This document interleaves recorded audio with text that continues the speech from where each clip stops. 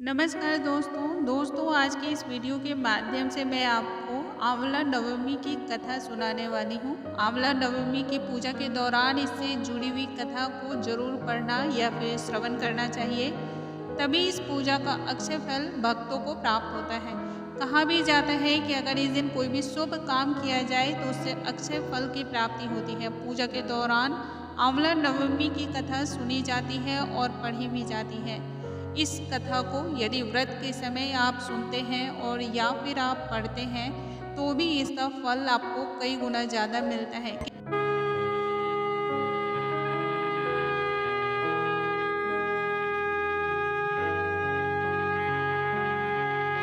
ओम नमो भगवते वासुदेवाय नमः।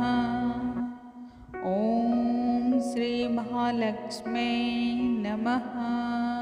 आंवला नवमी की कथा। एक राज्य में आंवल्या नाम का एक राजा था। राजा ने यह प्रण कर लिया था कि वह अपनी प्रजा में रोजाना 1.25 मन आंवला दान करेगा, इसके बाद ही खाना ग्रहण करेगा। राजा अपने प्रण के अनुसार ऐसा ही करता था, लेकिन उसके बेटे और बहू को ये बात बिल्कुल ही पसंद नहीं थी। इसलिए एक दिन उसके बेटे बहू ने सोचा कि राजा इतने सारे आंवले रोजाना दान करते हैं, इस प्रकार तो एक दिन सारा खजाना ही खाली हो जाएगा। एक दिन बेटे ने राजा से कहा कि उसे इस तरह का दान करना बंद कर देना चाहिए। राजकुमार की बात सुनकर राजा को बहुत दुख हुआ और राजा ने रानी के साथ महल का त्याग कर दिया। फिर क्या था, राजा आंवला दान नहीं कर पाए और अपने प्रण के कारण कुछ खाया नहीं। जब भूखे प्यासे 7 दिन हो गए तो भगवान को उनके ऊपर दया आ गई। इसलिए भगवान ने राजा के लिए जंगल में ही महल, राज्य और बाग बगीचे सब बना दिए और ढेरों आंवले के पेड़ भी लगा दिए। जब राजा रानी ने यह देखा कि जंगल में उनके राज्य से भी दुगुना बड़ा राज्य बसा हुआ है, तब राजा रानी से कहने लगे, रानी देखो, कभी भी सत्य का साथ नहीं छोड़ना चाहिए। आओ नहा धोकर आंवला दान करें और भोजन ग्रहण करें। राजा रानी ने आंवले का दान करके खाना खाया और खुशी खुशी नए महल में एक साथ रहने लगे। उधर आंवला देवता का अपमान करने और माता पिता के साथ बुरा व्यवहार करने के कारण राजकुमार के बुरे दिन शुरू हो गए। उनका राज्य शत्रुओं ने छीन लिया। वह दाने दाने को मोहताज हो गया और काम ढूंढते हुए अपने पिताजी के राज्य में जा पहुंचा। उसकी हालत इतनी बिगड़ी हुई थी कि पिता ने उन्हें बिना पहचाने हुए काम पर रख लिया। बेटे बहू सोच भी नहीं सकते थे कि उनके माता पिता इतने बड़े राज्य के मालिक भी हो सकते हैं, सो उन्होंने भी अपने माता पिता को नहीं पहचाना। एक दिन बहू ने सास के बाल गूंथते समय उनकी पीठ पर मस्सा देखा।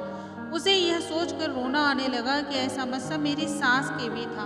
हमने ये सोचकर उन्हें आंवला दान करने से रोका था कि हमारा धन नष्ट हो जाएगा। आज वे लोग जाने कहाँ होंगे। ये सोचकर बहू को रोना आ गया और आंसू टपक टपक कर सास की पीठ पर गिरने लगे। रानी ने तुरंत ही पलट कर देखा और पूछा कि तू क्यों रो रही है। उसने बताया, आपकी पीठ पर जैसा मस्सा है मेरी सास की पीठ पर भी ठीक वैसा ही था। हमने उन्हें आंवले दान करने से मना कर दिया था, इसलिए वे घर छोड़कर कहीं चले गए। तब रानी ने उन्हें पहचान लिया और सारा हाल पूछा और अपना सारा हाल बताया।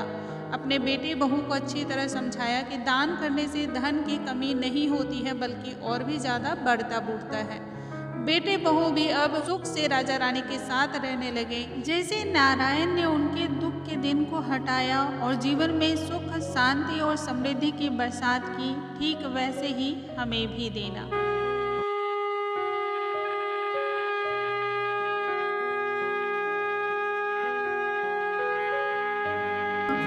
दोस्तों, मुझे उम्मीद है आज की मैंने कथाएं आपसे शेयर की हैं, ये सभी को बहुत ही पसंद आई होंगी। कथाएं यदि पसंद आई हो दोस्तों तो इसे ज़्यादा से ज़्यादा शेयर करें और भी ऐसी बहुत सारी जानकारी और ज्ञानवर्धक वीडियो के लिए हमारे चैनल को सब्सक्राइब कर लें। अगले वीडियो में फिर से मिलूंगे, तब तक के लिए नमस्कार दोस्तों।